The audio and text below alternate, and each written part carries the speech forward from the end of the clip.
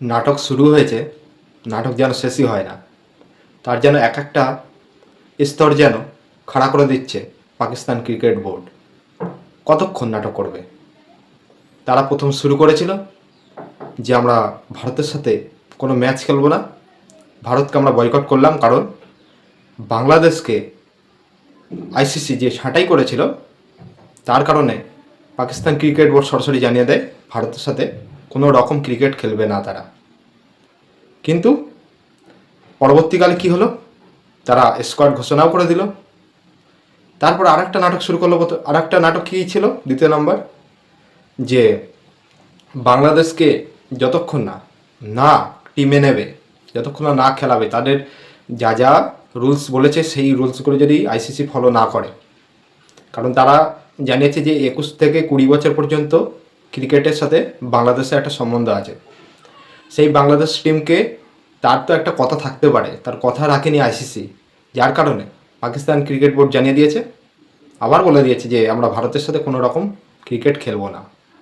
কিন্তু পরবর্তী পাল্টা আর একটা নতুন ডিসিশন তারা আবার তৈরি করলো।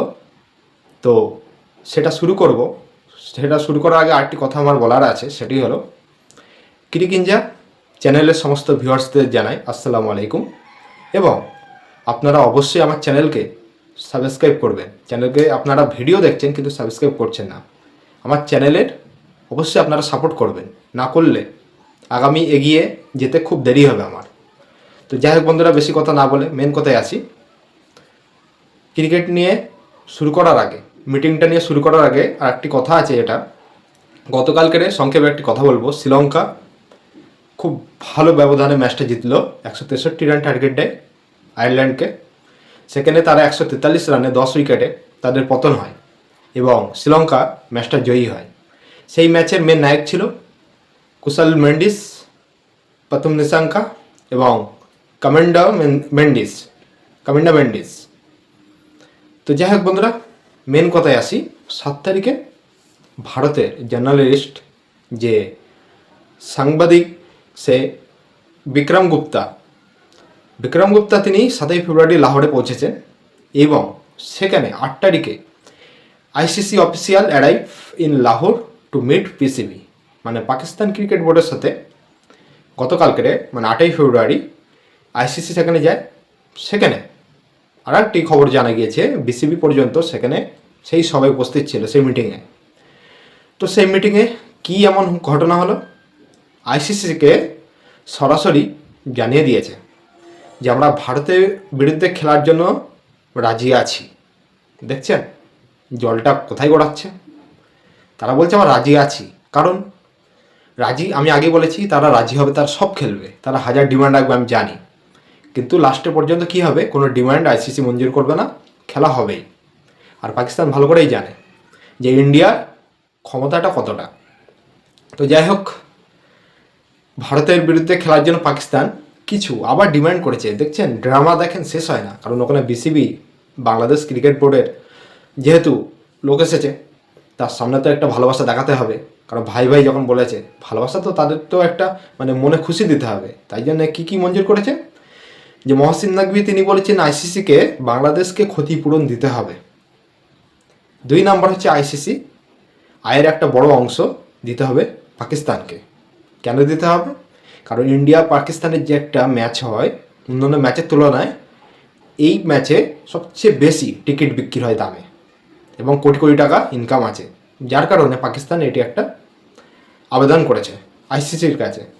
এবং 3 নম্বর, ইন্ডিয়াকে পাকিস্তানের সঙ্গে একটি দ্বিপাক্ষিক সিরিজ খেলতে হবে। 4 নম্বর বলেছে ফিউচারে পাকিস্তানকে ওডিআই এবং টি20 বিশ্বকাপ আয়োজন করতে দিতে হবে। 5 নম্বর, লিখিত পত্র জমা দিতে হবে যে ভারত পাকিস্তানের সাপোর্ট করবে, এমন একটি কথা তারা আইসিসিকে জানিয়েছে। আমি জানি এটা কখনো মঞ্জুর হওয়ার না, কারণ হবে না কখনো এটা, কারণ যেটা হওয়ার না সেটা কখনো হবে না।